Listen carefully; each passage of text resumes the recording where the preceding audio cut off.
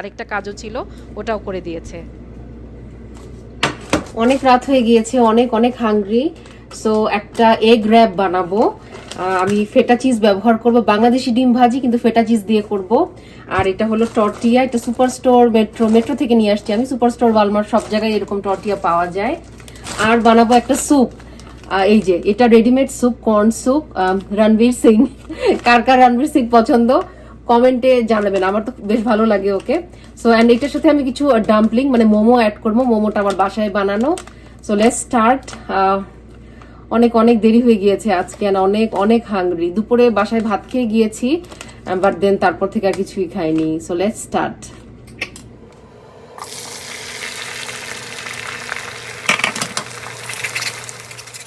দিনে ২ বেলা কখনোই আমি ভাত খাই না। ইউজুয়ালি মোস্টলি আমি দিনে ২টা মিলই খাই। তো আমার ফার্স্ট মিলটা যেটা আমার লাঞ্চ টাইমে হয়, আমি সকালবেলা রুটি, পরোটা বা পিঠা দিয়ে ডিম খেতে পছন্দ করি। ডিম আমার লাগবেই লাগবে। I love eggs. অ্যান্ড সকালবেলা আমার ফার্স্ট মিলটা আমার খুবই প্রিয়। আমি খুবই আয়েশ করে খেতে পছন্দ করি। মোস্টলি উইকেন্ডে, উইকডেজে আসলে এত আয়েশ করে খাওয়া যায় না। আপনি অফিসে থাকলেও কি আর বাসায় থাকলেও কি।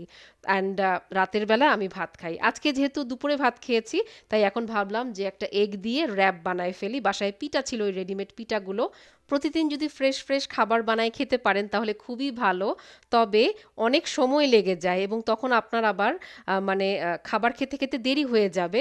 তো আমি ট্রাই করছি একটু সব কিছু রুটিনে নিয়ে আসার। দেশ থেকে আসার পর আমার পুরোটাই রুটিন ব্রেক হয়ে গিয়েছে এবং ওজনও আসলে অনেক বেড়ে গিয়েছে। তো এই যে দেখেন আমি কর্ন স্যুপটা বানিয়েছি আর আমার ঘরে বানানো মোমোগুলো দিয়ে দিয়েছি। স্যুপটা অনেক থিক হয়েছে, বেশ বরকত হয়েছে দেখেন। আমি কিন্তু কর্নফ্লাওয়ার অ্যাড করি নাই, তবে কিছু সস অ্যাড করেছি, যেমন sriracha sauce, vinegar, soya sauce, গোলমরিচ, লবণ। কারণ এই স্যুপটার টেস্টটা না একটু ডিফারেন্ট ছিল, মানে বাংলাদেশি কর্ন স্যুপের মতো বা নরের বা ম্যাগির যে কর্ন স্যুপগুলো যেমন সেরকম কিন্তু টেস্ট আসছিল না, তাই আমাকে টেস্টটা আনতে হয়েছে এভাবে। তো বেশ ভালো ৩ বাটি স্যুপ হয়েছে এই একটা প্যাকেট কর্ন স্যুপ থেকে। তো বেশ বরকত হবে আপনার। সারাদিন পরিশ্রম করার পর রাতের বেলা যখন খাবারটা নিয়ে এই টিভির সামনে একটু বসি, তখন আমি খুবই রিল্যাক্সড ফিল করি, আমার পরম শান্তি তখন।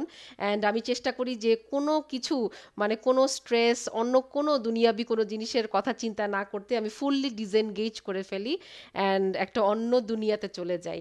তো একটা কর্মব্যস্ত দিন পার করার পর আপনারা কে কিভাবে রিল্যাক্স করেন কমেন্টে জানাতে পারেন। আজকের এই উইকডে পিএম রুটিন ব্লগটা কেমন লাগলো কমেন্টে জানাবেন। ইনশাল্লাহ আবারও দেখা হবে।